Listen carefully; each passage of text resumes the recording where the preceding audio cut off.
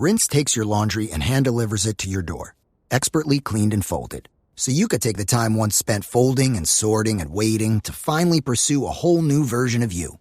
Like Tea Time You. Or this Tea Time You.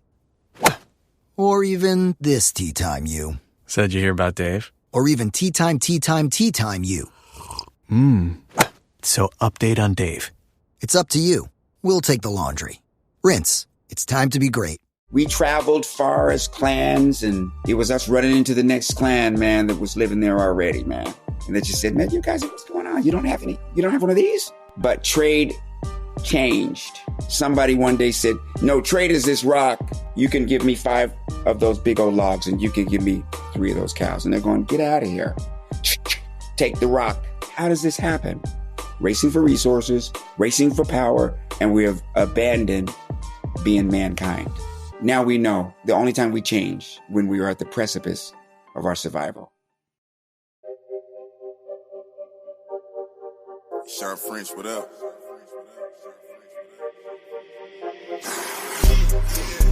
This one luck, I let the pain inspire me. I put my all in everything I'm doing. Up until it's done, I'm me for the entirety. I put it in overtime, I be working. Just know I'ma go for mine, cause I earned it. They watching, I know it's time, I confirmed it. A whole society determined success. What's up, everybody? Welcome back. I'm your host, Sean French, and today I have with me a legend, a comedic legend, an amazing individual who's had an amazing career, someone that I've been following and watching ever since I was a young boy. In fact, I used to sneak out of my room on Sunday evenings because his show was on after my bedtime. You may have heard of it, In Living Color, absolutely epic show, was raised on it, hysterically funny. This man is still going. In fact, BET just greenlit Varney Hill, a spinoff of Martin, starring our own author of Living in Color, Tommy Davidson. What's up, baby? You got it. You got it all right. You got it all right, dude. I mean, it's like, it's kind of like it's my job, right? Yeah, it is. It is. I look for that. Yeah, I look for that. But no, man, I truly, I'm so excited. Yeah, thank you. I'm excited, man. It's like I told you off air, I've been, and I just told the whole audience of the world that I've been a fan of you for a lot of years. And so, when Val talked to me about you, I was like, oh, this is a no-brainer. I love it. And you've had such a great career, man. And, from what I can already tell and from what I've heard, you're an amazing person too. Thank you. Thank you. It's been a life's work. It's been a life's work. Yeah, man, for sure, dude. Yeah. For sure. So, You have an interesting story, right? And you've been pretty public about it, right? Your childhood. If you don't mind, can you give the audience that may be a lot younger that didn't get to watch all those years of amazing things of you, just a peek behind the curtain of who you are and how you've become where you're at right now? I didn't know my life was any different than anybody else's, until I was 5. When I turned 5, I found out that I was Black and my family was white, but I never looked at people as Black and white. So that was my brother, my sister, my grandmother, my uncle. That was my family. You know what I mean? And I found out years and years and years later that I had been abandoned in a trash in Greenville, Mississippi in 1966. And my mom and my then dad were students at Colorado. I think it was the Deion Sanders, Colorado. And she found me random. They were there. They heard Kennedy's speech. John F. Kennedy had a speech during all the racial unrest. When it comes to what your family eats and drinks, you know your choices matter. You're the expert, because you know what fits your life. And getting it right starts with good information. That's why America's beverage companies are sharing more information about our ingredients at goodtoknowfacts.org. No spin, no judgments, just the facts straight from the experts for more than 140 beverage ingredients. Visit goodtoknowfacts.org. In our country, that was just crazy back then. It was totally different. We were hated, despised, killed, all kind of stuff, Everybody was, by the way, who got here. to the U.S. anyway. So they go down there to work on a project. They end up coming through there a year later or something. And we're looking for a young lady that worked with them on immunizing children and doing voting drives in Greenville, Mississippi. So they said she's gone. She left. She took her kids. But I think she left her baby at this house over here. And so my mom went over there being nosy. Walked in the house. There's people in there doing drugs and, drinking. And so she got out of there fast. And she said, something told me to look under this tire that was on a pile of trash. And I saw your foot. And so then I pulled the stuff away and you were there laying unconscious. You had a red shirt on that said, I will be president in, and then the rest was ripped, And was in a coma, was starved, had been physically abused, had contusions in my head and stuff. And I lived. And they took me back to Fort Collins, Colorado, where I grew up and where I grew up until I was 4 or 5, which is, I'm basically a Midwest white boy, I guess. You know what I mean? Yeah, man. Horses and, rivers and just meadows and farms and, and we moved to Washington, D.C. when they broke up. And that is when I found out I was black and white, because we came into Washington, D.C. During the riots. Me and my sister didn't know that. We were 5, so it was just like smoke everywhere. And my mom told us to lay on the floor, and there was just army men. I said, "There's army men," And when that cooled down, I was in Washington, D.C., where I grew up. I ended up growing up in Maryland, but that was my first impression, was D.C., where we moved. And they asked. My mom makes friends with anybody. So they said, the kids are playing over at the pool. I said, why don't you have them go to the pool? So we were so excited, man, to go to the pool. And we got to the pool and, man, the black kids kicked our ass so bad, man, all the way home. And really, every time they saw us, man, they would beat our ass, boy. And they were saying white cracker to my brother and my sister. I don't see where anybody would beat them up. They were so nice. They wouldn't do anything to anybody. My brother was like, if I was 5, 6, 7, he was like 8. My sister, we're like twins, but you can't tell because she's blonde. So, so I went to my mom. Oh, and they were calling me white cracker lover. White cracker lover. Right. So I went back to my mom and I said, why are they calling me a white cracker lover? Because I like graham crackers. You see? Come on, and man. I was like, I don't even like white crackers. They're dry. You can't swallow them. You got to have like tuna or something on them that you don't even like. The graham some cracker. soup. Man. Yeah, man. Some soup with it. A graham cracker and some apple juice.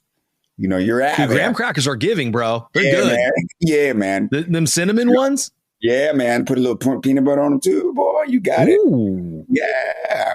Come on. Got it. So, especially in the s'mores too. Okay, so anyway, and that's when this was explained to me. That's what your color call people my color when they don't like them. I was like, wow. Well, what color? I was like, what color are y'all? And she said, well, we're white. I was like, no, you're beige. You're beige. I know the colors from crayons. Yeah. I never understood why I saw one crayon that said flesh, Like, what is this? This is kind of pink, but it ain't, But anyway, I was a little even saying that. So we moved from there because it was a bad neighborhood, really, actually. And we moved to the suburbs. That's the first time I heard the word nigger, because grown men were chasing me. Like, kill that nigga. Like, teenagers be in a truck and just jump out. And I barely got in the house. They'd run past my sister, man, and that was scary. So I asked my mom, like, who are these niggas? Because we got to stay away from them. you know, they must be some pretty bad people. Yeah. Yeah. And that's when she said, well, that's what your color call people are. That's what people our color call people your color when they don't like them. I tell this story like it's the first time every time, man. I'm telling you, because it still confused me what the color, who said what, you know. And I said, well, what color am I? And she said, well, you're black. And I said, no, I'm not black. I'm brown. Mm. She said, but that's what people call you when they don't like you. Wow. You know, and it split my whole brain at 5 because I was just like, this is the stupidest thing ever. You know, how am I? Well, where am I? What, you know, it's an atom bomb up here and here, but mainly because Yeah. I thought that we were like animals Mm. because I grew up with animals, man, especially litters, you know. We couldn't wait till the horse had a colt or the dog would have puppies because we have like 10 little things to play with, man, you know.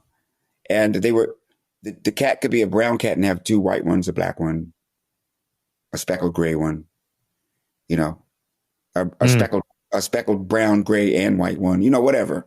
You know, yeah, sure, of course. Brown horse and have a black colt, man, you know. So I thought we were like that. Mm. You know what I mean? That makes sense. That's interesting, man. Yeah. Let me stop you real quick because that's perspective, right? It's like the innocence of a 5-year-old, right? Or an 8-year-old, however you were at that time. You just thought like, okay, cool. It's like a horse. Like my parents got together, they had me and I came out brown. I'm a brown one. I'm a brown one. I'm a brown horse. Right. Like, right. Right. You see? So that was like crazy because people were seeing a color that wasn't there, really. Mm. You know what I mean? So I'm like, this is stupid too. You know? Wow. So that was, you know, just started the spark in me, you know, because I don't think I really ever changed as a kid. You know, the only thing I changed, the only thing that really changed me was the black fact, you know, because, you know, there was certain realities that came with that as I got older, where I was like, well, wait a second, you know, why is this? Mm-hmm. Why don't they like us? You know, and then started looking into that. I think I looked into that way earlier than most kids should. You know what I mean? Yeah. But I started reading a lot, and you know, I had James Brown, "I'm Black and I'm Proud." You know, that was the song that was out, so I loved music. You know, and but I mean, you know, we went to folk festivals, and I'm like a little hippie too. Went to folk festivals and square dances. I mean, I got it all, man. You know what I mean?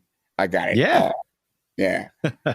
So it all just kind of, I guess it all just stuck to me. But the main thing that was really cool about me was, you know, I was loved a lot. When did making plans get this complicated? It's time to streamline with WhatsApp, the secure messaging app that brings the whole group together. Use polls to settle dinner plans. Send event invites and pin messages so no one forgets Mom's 60th. And never miss a meme or milestone. All protected with end-to-end encryption. It's time for WhatsApp.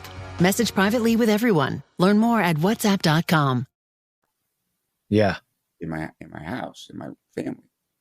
Like, I was special to them. I was kind of like spoiled in a way, you know? Because my grandfather, anytime we had big get-togethers or whatever, my grandfather would say, he doesn't have to do any work. He's going to hang out with me and watch football. You know what I mean? And I'm like, yeah. Hey, go do that over here. I'm going to hang out with Grandpa. Yeah. You go work. You go work. Why does he have to? Why does he come and clean up the thing? It's like, nah, man, we watching the game. You know? Yeah, and he was, take me fishing and just really. That's awesome, man. Gave me my first camera, you know, when I wanted to be a photographer. Dang. You know, he was my guy, boy. He would make me learn the names on the jerseys and match them with where the person was, the country they were from. You know, So, Walk me through that. How did Yeah. you distinguish? I mean, that's some critical thinking right Yeah, there. yeah, So yeah, walk me yeah, through yeah. that. It's just was on the spelling and stuff, you know, and Yeah. just anytime you see like Polanski or whatever, he's probably Polish, you know, Yeah. if he's Yeah. here in America, you know what I mean? Yeah. You know, maybe Russian, you know, or Brown, you know, he's American, Yep. you know, Yep. he's American, you know. Berdor, who's something with the X or something, you know, something. He said it's just weird. If it's spelled really weird, he's French, you know. It was like, that was my thing, you know. He Yeah. played Yeah. Cowboys and Indians, and he'd get down on the ground and he'd go, "All right, man, you're the Indians, man. The Indians are the heroes, so you guys better come out on top, man." You Yeah. know what That's I mean? right. And he was That's a cowboy, right. you know, Okay. in Wyoming. Wyoming. Yeah, yeah. Good old middle So, America right there, man. Yeah, but I got it all. He he went to Bolivia when my mom was like 8 or something, and worked at a coal mine until she was like 13 or something.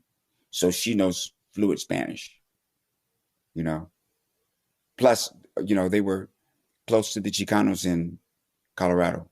So I had this other thing coming in, So eclectic, man. Yeah, man. Like your experience is. Yeah, wherever we lived, whoever couldn't speak English, she was the one that they came to, That's and it cool. didn't matter if you were Guatemalan, Mexican or whatever, Puerto Rican, whatever, they, tu mami is home. Yeah, come on, you know what I mean?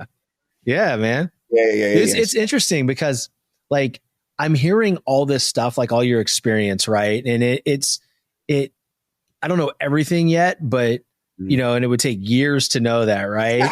But I could seriously tell just like these experiences have molded you into the intelligent and hysterical individual you are, right? Like, yeah, it has. I mean, heck, man. And then, you are in living color, in the 90s. That had to have been an experience too, right? Because, you're a young man that didn't know he was black until he was 5. Now you're in a show in your 20s called In Living Color. And then you wrote a book, Living in Color. I know. Man. Yeah. You start to, outside of our, primitive self, like all the, other animals that are here or whatever, when you start to think of, the miracle of it all, then it all is. That's one, to come from that and then have a book named that, but the title's true. And the title's true both ways because the title was true for the show. Like, come in a place where we're living in color, where we're not seeing all that. It's about instant happiness, laughter, observations that feel good, stuff that makes you go, man, wow, whoa, let me get to school. What the hell? And then everybody's talking about it. We get on the radio and everybody's like this and that and that. And it's all types of radio. It's not just urban radio and, rock and roll is every station, across the board, every kid, and I credit that to how a lot of us grew up on the show, because we were privy to grow up in the 70s, and the late 60s, where liking someone else's culture was actually hip. It actually was cool. And everything was. You look at that cast, right? And it's like, well, the show is epic and legendary, right? And I think that if I were to put that show on in my house, my kids would binge the heck out of it. They wouldn't want to heck stop yeah. watching it.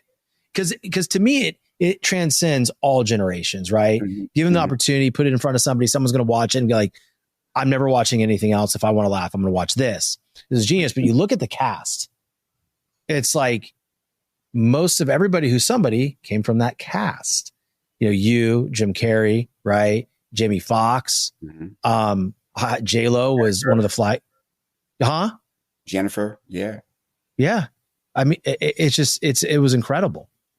You know, it was just absolutely incredible. How did working with all those people shape you the rest of your career? What it did for me was, you know, every other actor on TV or movies or anything, every other performer knows like karate, but I know kung fu. Really? Yeah, it's like the advanced form of performing, where you can morph and you got the ability to shape change. You have the ability to empty out. Mm-hmm. When I say empty out, the other person is doing some things where you're supporting them by absorbing what they're doing. You know, you actually can be funny as the guy that's not funny in the thing. You know what I mean? Yeah. And so when I say to Jim, you know, are you all right? Yes, I am now right. I am a fire myself. You know, yeah. You know, but it's me going, you know, but what likes that is me going, are you all right? You know? You know, because it says, what the hell? You know, and that's what we do. Yeah. You know, we see something, we go, oh my God, you know, what, you know, we're not the same. Whatever we saw is extreme, but it was nothing to him. All right. You know what I mean? So it's a little bit of everything at once, which is what you want. You know what I mean? It's what you want. Genius. Yeah. You know? Yeah. It's what you want. Sure. It's like a life balance. You know, we only get in life balance when we're in a situation where we all can be killed quick. You know, you never see anybody being mean on the plane unless something's wrong with them. You know what I mean? Because everybody's going, you know, hey, you know, yeah, this is cool and everything, but you know, we're going to need each other really bad, I think, you know, at a point, if, you know what I mean? So it's like, you know, it's like one of those things that I noticed when I was a kid. And it was, you know, I made observations, man, about stuff that I don't think other people were thinking about. You know what I mean? Because of, you know, being on both sides, you know, and I never really felt like the white people that called me that really hated me, really. No, right. Okay. You know, I knew that they were taught to. Learned. Yeah, because learned my behavior, friends, man. Because of my friends. You know, all of my friends when I was a kid were from somewhere else, and we had a backyard where we lived, and we all played and stuff. You know, so for a person to say, you know, you're a nigger, and really mean it, they can't. Right. Because if they were in a car and the car's on fire and they're pinned, you know, they're not gonna say, come and help me. You know what I mean? No, so, they're not. Yeah. And so that's I had a common sense about it. Like a common life and death kind of sense. You were able to disconnect the emotion of the word to what it really didn't mean, right? Like what it did to the person. Yeah. That's like, not a lot of people have that perspective. Yeah. Obviously, if you got this blindness that my mom is describing, where you're calling me black and other things, and I'm calling you cracker, obviously you got that certain kind of blindness. Yeah. Where you can't be happy. Like you can't be happy with other colors. You know what I mean? Yeah, I do. It's And it's interesting. apparent. It's apparent Yeah. because Yeah. when I was growing up, you know, it wasn't just black people that were beautiful to me, Mm-hmm. and it wasn't just white people. It's all people. It's all. Yeah. Remember, I was on the sidewalk one time, and there's a guy from Vietnam, and he leaned down, and on the sidewalk with me and my sister, and started doing little magic tricks. He made it look like he ate a rock, and we thought it was really, and I went to try to swallow. He said, "No, no, no, no, no. Only I can do this." Just the little things. Yeah, man. The little things, man. My math teacher, Miss Coleman, and she wasn't even my math teacher, man. I just sucked at math. She was Like me, I did too. Yeah, man, bad. God And awful, bro. God awful. Yeah, and she was one of those teachers that would sub for other teachers in the school Mm-hmm. when they didn't come. And so her house was actually on the way to my house going home. And she said, "Why don't you come over and we'll work on math?" And we worked and we worked and we worked and we worked and we worked and worked and worked. And I wasn't that much better at math, but I missed her. So once in a while I come by the house and just knock and say hi. She said, hey, you want a piece of candy or something? Bam, bam, bam, gone. And years and years and years and years later,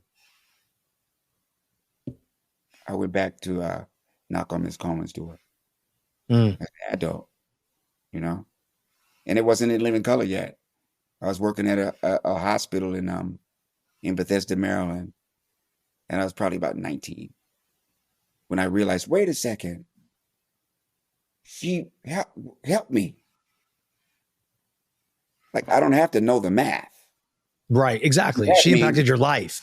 Yeah, she helped me to let me know that I care about you, to learn something. It's the care part that you need to learn. You see? Very good.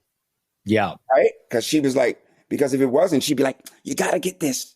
You have to, this is what you need. She was never like that. Yeah. Yeah, man. It's all amazing, man. Like I'm entrenched in this because, a lot of people today, right? And I would imagine over the years, something happens to them. They have a trauma when they're little, something that happened that they can't control, but they let it define the rest of their future. Right. And you had, and Tommy, like straight up, dude, you could have let that childhood, of how you were found impact your mind and your soul the rest of your life. And you would not have become what you've become as a human being, first and foremost, and then as a professional. Right. So what my audience loves to hear is like, they need help, man, because we all kind of get stuck in our ruts, and they love to hear perspectives of how someone has chosen to overcome those adversities. So like, give them a little peek behind how because it seems like you've always had perspective on it, but were there certain checkpoints that you went through daily to be like, all right, man, you know what, Tommy, you may have been there, you have great parents, but I'm going to get way up here and I'm going to show everybody what is possible for people that count it out. Mm-hmm. Mm-hmm. Mm-hmm.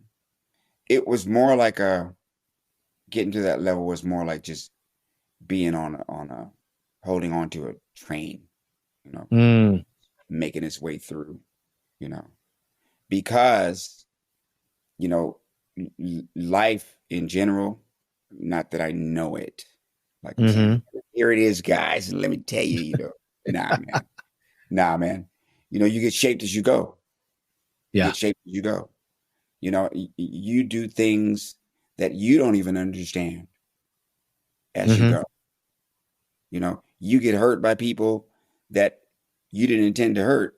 I mean, you get hurt by people who didn't intend to hurt you, and you get hurt by people who intended. And you do the same thing. Yeah. Wow. Finding out who I am as I go.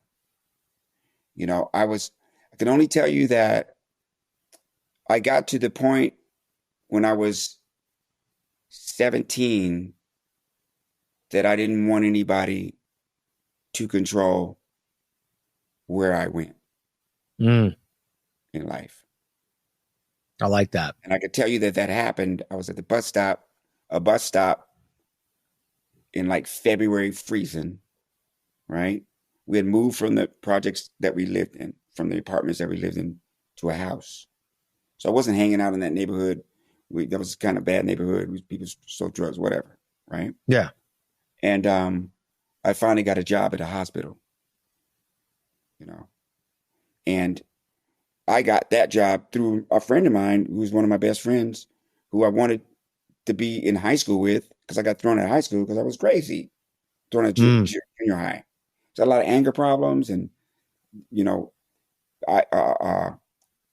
early fighting and being hurt changed me, because I was like a fighter. Yeah. So I hung out with my friends that I met when I was 9. They were all from the city of DC, from in the city, because my neighborhood changed. And my little friends in the backyard, they didn't count anymore, because you can get your butt whipped if you're by yourself, right?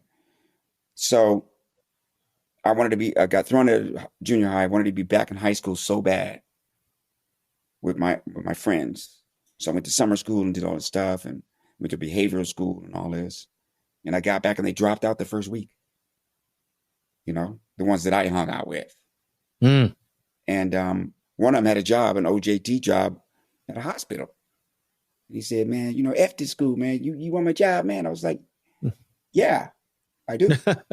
Yeah. Because the reason why I like jobs, because of my mom threw me out of the house when I was 14. He said I could not come back. And did not let me come back until I had a job. Wow. And that's, so I was like, well, the job I have at the fast food place, this is a better one. And so that's how I got that job. The job started changing me, because people on the job were saying, you can have a car, right? They're workers. Just regular people that worked, not college or nothing. That you can get a used car, man. Yeah, you can get a used car. Come here. See this one? See that one? Look, how much you get? How much you get paid? A week? Okay. And they tell me, if you just do that and do that, you can have that. Oh, okay. I'm serious, little Tommy. You can have it. You can't spend all your money, but you can have it. So it was that. These things that started catapulting me ahead. I ended up, dropping out of college because I didn't get the radio gig at the university music station. And I interned. I had 2 jobs at my little apartment, and they gave it to the frat boy when it came, and I cleaned up for months, in there, getting the food, And so I was like, I'm out of here. And I'm out. My counselor liked me for some reason. And she would call me in her office and she'd just sit and talk to me. She thought it was pretty interesting, And when I came to her, she said, I don't think college is for you, man. You got 2 little cars, you got an apartment, you got a cat, you're happy, I think there's something out there for you, And so I just went with that. Eventually, 25 years later, I was in the lobby of a hotel in Miami. I'm gigging as Tommy Davidson in a comedy club. And she walked up to me crying, man. And first thing she said to me was, you remember me? I said, of course I remember you. She said, I was so afraid because I never told any student not to go to school. And I was so afraid of what would happen to you. And her husband's with her. He said, yeah, she thought of you often, man. She said, when I saw you on TV and doing that stuff, it just warmed my heart, That's incredible, dude. So it's what went on with me, But I'm no singed or less scarred than anyone that just reacts out of what has shaped you. I went through a lot of hard times, once I got there. Oh, I bet. You know what I mean? Yeah. And so now what? You got what everybody said was good. This makes you, okay, and all of this. And I wasn't. I had some stuff to know. I had some stuff, a journey to make. I stopped doing all the things I was doing in my neighborhood and drugs and stuff like that. And I never really looked back on that. And it started to permeate, and it wasn't anything that I did on purpose. And it wasn't anything that I did. It wasn't anything that I did consciously, but it just became to get really hard, like life, Yeah. And that was tough. And I had my own downward spiral. I had to get into recovery and get myself together and, get back on the path. And it wasn't an easy thing to do, and I had to realize at a point that this is not something that I just do.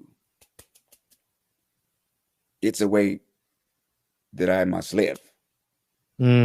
Yes. But just because it's the way that I live, and it gets me in balance, doesn't mean that I'm going to live perfectly. The best thing that came out of it was that it's okay that I'm not perfect. Yep. But what was haunting me was the fact that maybe I think I'm not. Because how can I be black and white at the same time? But that's my own personal issue. Sure. Just like a Vietnam vet who goes out into the field at 19 years old and wanted to be there. And bam, loses a leg. And then there he is. Yeah. Carrying. You know what's. You know what I mean? The one thing that I want the audience to really key in on as they're listening to your story is going back to hanging on to the train as it goes, right? Because I think we all get in those modes. I'm on my own train right now and it's going fast as hell and I'm holding on, right? And I'm becoming who I'm becoming in the middle of it, right? But I also think it's super important to understand that those are the moments, right, that you grow as a human being and a professional. And the one thing that I loved about your story, outside of all the obvious things, and hopefully the audience that's really tuned in picked up on this. You can't judge your journey of where you start and where you're going to be. Because if you say, hey, your acting career, how did that happen? How did you become, would somebody mention a hospital? No. Would somebody mention, a counselor, right? Saying, hey, college isn't for you. Probably not. So this whole journey led you indirectly to where you're at now. And so that's the beautiful part about life, man, and like, I just want them to really key in on that because people are going through shit, man. They want to be this, a certain thing. And they think that, well, if I go over here and do that, it's not going to lead me there. Brother, I played baseball in college, right? At Louisiana State University, playing the College World Series. Then I sold mortgages. And then I lost everything. And then I was a teacher and a baseball coach. And then I had my first child. And I have 3 now. And I'm like, I need to make more money. So I'm going to go sell payroll. So I'm talking to all these different types of people, doctors, dentists, construction workers, you name it, traffic controllers, whatever. And I'm having all amazing conversations with these people. I'm like, man, this isn't getting me anywhere. And then I went to the medical industry, right? And so I'm having all the eclectic style of talking to multiple walks of life. And then all of a sudden, one of the top shows, right? Podcasts. Well, it's because all those moments that I was judging was actually building me for this. Right. It's just, it's life is beautiful, man. It just really is. It really is. But, some of the facts,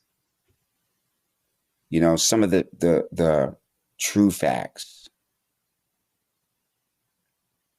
have to go along with, for me, go along with me. One of the facts is that, hey, I can't control something that I already did. Mm-hmm. And I can't change it. Yeah. I can change I can change my behavior. You know, I can say I'm sorry, but if it's not followed by, if it's not, followed by atonement, it doesn't work.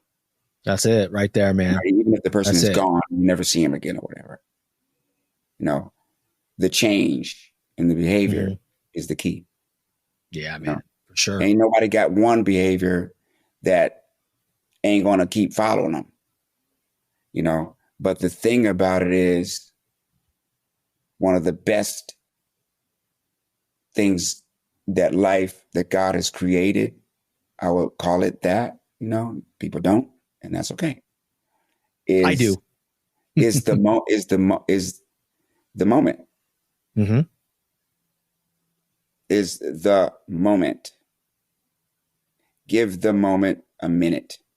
And it's hard to give the moment a minute. How am I going to give a moment a minute when I think a thought every second? I'm me. Yeah.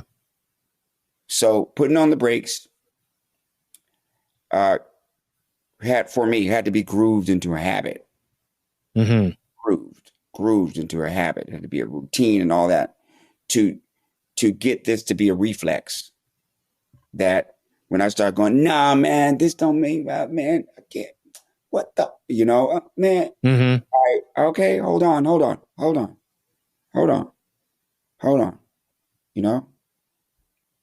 Listen to the air conditioner for a second.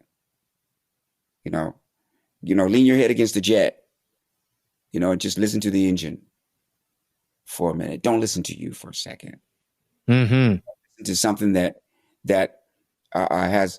has something that you don't.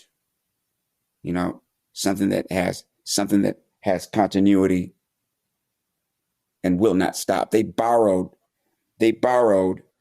little things from what we saw and created this air conditioner that will not stop. And we created this jet that can fly and with the engine will not stop. But we're not what makes everything go forever. So why don't I just take a chip of it real quick and tap into that power? Yeah, man. It's good to tap into that other energy and feel it, right? And get your mind off of what's going on. Because respectful of your time, before we land the plane here, since we're talking about a jet, I always start it. Okay. I love it, man. I honestly could sit here. I could sit here for 2 hours with you, man. I really could, but I want you to talk about Varney Hill, man. Varney Hill was an idea that I brought to Martin. Mm-hmm. So I was like, dude, there's no black talk show hosts on the air anymore. Like they're having all the fun, So I thought of a way we can get one on there. He said, what's that? I said, why don't we take the character, Varney Hill, who's a late night talk show host on your series and make him a late night talk show host for real. Yeah. And the TV show will be about the TV show. So the talk show at the same time as being a TV show. Oh, wow. You see, so we have real guests, it's in the same time slot. We're having fun like everybody else. But when I leave, when I leave the chair, they walk back with me to the dressing room and see me in conversations with people who work with me and da-da-da-da-da-da. I am Varney Hill. It is the Varney Hill show. It's the people that work there. It's the world that we're in. It's about our world, right? In real time. Yeah. See? So, love it. But it took 5 years, man. 5 years. We closed the contract. He loved the idea, and then wham! 5 years, man. And what faith can do. What faith can do. Just a little bit every day. Just a little bit. Just, you know what? They haven't said no. Right? It ain't over yet. No. Yeah, they haven't said no. George Lucas taught me that. Yeah. Yeah, man. George Lucas called me, had sent somebody to my hotel room randomly. during the Aspen Comedy Fest and said, and they said, George Lucas wants to have lunch with you. I'm like, nah, man, get out of here. George Lucas wants to have lunch with you. I'm like, kidding me? And he did, and we talked for like an hour and a half, almost 2 hours. And it's almost like he was sharing with me, like what helped him and what helps him, and it wasn't like a strike of lightning. We were there celebrating Living Color at the Aspen Comedy Fest, along with American Graffiti. So we had these big symposiums where everybody came and talked to the cast and question and answer. So we went to American Graffiti's, right? Harrison Ford, blah, blah, blah, George, Howard, the whole cast, right? And so they come to see us, and at that particular time, for some reason, Keenan kept saying, Tommy can answer that. Tommy can answer that. You know what I mean? So I answered all the stuff, and he said, I was listening to you and impressed, So after that, the friend of mine is a friend of his, and he said, want to open he turned to her and went, if you're going to do that production company, I think that he would be good for you guys to join forces. And that never happened. You see? So, but that happened. And what he told me was, and it stuck. He said, Tommy, no one's ever to this day said yes to any of my projects. So, you're about to make a trade based on a friend's text. But which you do you listen to? Is it, we could buy a house in Tulum? Get optioning those options. We could lose everything. Or, let's do a little research. Get your head in the trade and make the investment decision that's right for you. Learn more at finra.org/trade-smart. Jaws. Freaking, not Jaws, that's Spielberg. Star Wars. Mm-hmm. I said Jaws because him and Spielberg did Indiana Jones. Yeah. That's what I meant to say, Indiana Jones. Indiana Jones. They were like, you're crazy. It's a swashbuckling architect, man. And we just kept going and kept going and kept going. See, the way that I got where I am is they didn't want to do Star Wars. But I called, I think he's called Scorsese, one of them, that had supported him in film school. I think it was the Godfather dude. And he had a deal, 20th Century, and they owed him that because he had a contract and all this. And he just simply called him and said, can you call them and have them honor my contract? And they said, yeah. And they said, here you go. You can have your movie, whatever, here. And he said, I want 100% trademark. And they were like, sure. So he said, if ever you have an idea and they, are messing around with you, when you get to that final, negotiation, ask for 100% of your trademark. They don't really care about that if they don't think anything is going to make any money. They might say, well, you get 50%. He said, that's a lot, man.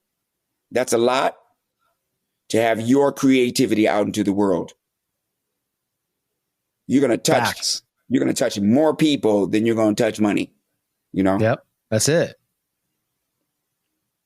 It's interesting, man. It's interesting. We don't know when something's going to hit, right? We just don't know. And it's so funny. It's like, they haven't said no yet. Right. And I think that it's a good lesson because, you sat there, like you said, for 5 years and then just overnight, I mean, for the outside looking in, obviously, right. Overnight, it was like an explosion. I think it was like a week and a half ago or something like that, where the internet just blew up about your show. And I'm just like, yeah, okay. I was like, I'm jacked about this one. And then Val and I talked about it. I'm like, dude, like this guy, I'm telling you, man. And she's, obviously loves you. And so it's just one of those things, man. I think it's a testament for people that are listening that, hey, it may suck. It may feel like you're walking through hell and your clothing drenched in gasoline, but you know what? Hey, walk through it anyway. It's going to be hot, but one day something's going to happen, right? If you stay faithful, you have a sliver of faith in God, in anything, and even in yourself. Like, yo, come on, what are we doing here? Kindness helps. It it's your disposition. You're apt to, you have to lean towards, the side that the gravity is heavier. Yep. I hate this, I hate that, and hate that, and hate this, and that. These son of a, yeah. This is not going to happen because I don't think that, whatever, instead of, you know what? I didn't put that daggone sun up there. I didn't make an orange, but it's sure I can just pick one. Right, anytime. You know what I mean? Yep. The amazing thing about my children when they were born, and it was my observation, man, was that they loved everything here right away. They loved everything right here right away. Water. Yep. A piece of bread. I remember I gave my son a piece of cotton candy, and he was little, and I just gave him a piece like that, and he just went. His eyes got huge. They like what's already here. Yeah. Yeah. So I'm going to say it must have been put here for them, And so does a monkey, and so does a fish. I mean, they're just like having their way, man. Those little turtles are just going to the beach. They're just like, well, that part's over. Let's go to the next thing. Yeah. The gift of being present. That's why it's a gift, right? That's why it's called the present. Yeah. Presence, man. Like to be present is a massive gift, right? Because every moment is so precious if you allow it to be, right? So, dude, thank you so much for coming on, man. I'm so excited to watch more of your work, and I know it's going to be awesome. And these are the important things. Yes, these are the important things. When we traveled far as clans, and we were, and we got a little bit colder than where we were from, or whatever. It was us running into the next clan, man, that was living there already, man. Yeah. And they just said, man, you guys, what's going on? You don't have one of these? You need one of these, or, water, or whatever. Yep. And it's this. We think it's something else. Yeah. No, it's this. Yeah. For some reason, we think you can buy your way there. But trade changed. You could trade lumber. Someone who has meat. Because you can use it to build and keep your family warm, and you can eat that. Somebody one day said, no, trade is this rock. Trade is this rock. So if I get the rock, if I got this rock, you give me this rock, you can give me 5 of those big old logs, and you can give me 3 of those cows. And they're going, get out of here. They're going, no, take the rock. Yeah. And give me that. Then currency began. Yeah. I mean, as a kid, I started looking at things like that because I was like, how does this happen? How does this happen? And all just that made sense to me. Yeah. We're the human race, racing for resources, racing for power, racing for this, and we have abandoned being mankind. Well, that's big right now, Tommy. Yeah.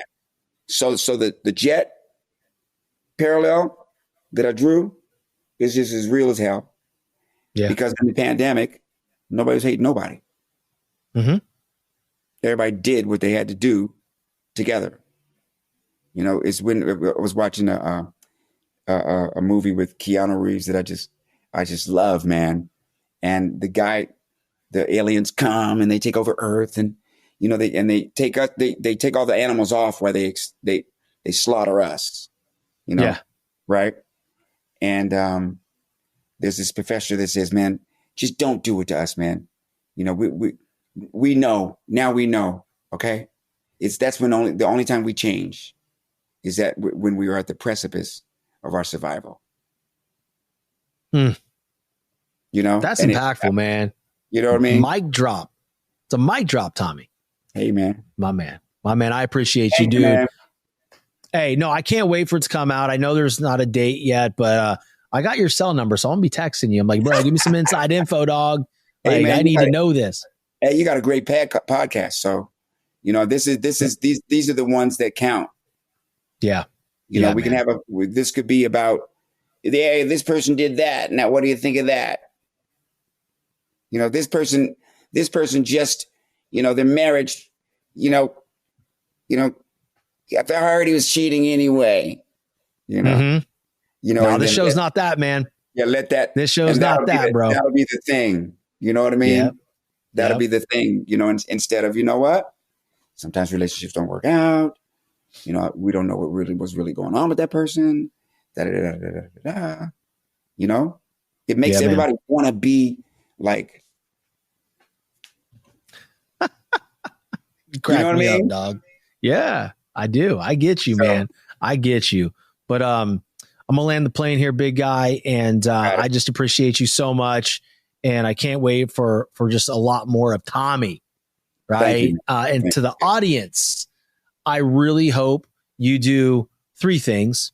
One, first and foremost, share the show with somebody you know, love, and trust that his story would resonate with them, and then go check out his book, Living in Color, and then ultimately. When that show pops, Varnell Hill, I need y'all to go watch it, because if you haven't been exposed to Tommy's work, you need to go back and binge all the cool stuff he did, and then watch how he hasn't missed a beat. And so, y'all, thank you so much for listening. Until next time, stay determined. Sharp French, what up?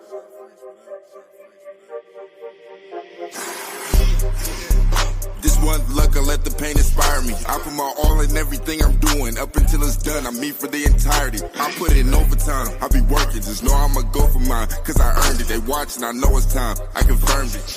A whole society determined to show. Next up is a little song from CarMax about selling a car your way. You wanna sell those wheels, you wanna get a CarMax instant offer. So fast. Wanna take a sec to think about it. Or like a month. Wanna keep tabs on that instant offer. With Offer Watch. Wanna have CarMax pick it up from your driveway. So, wanna drive? CarMax. Pickup not available everywhere. Restrictions and fee may apply.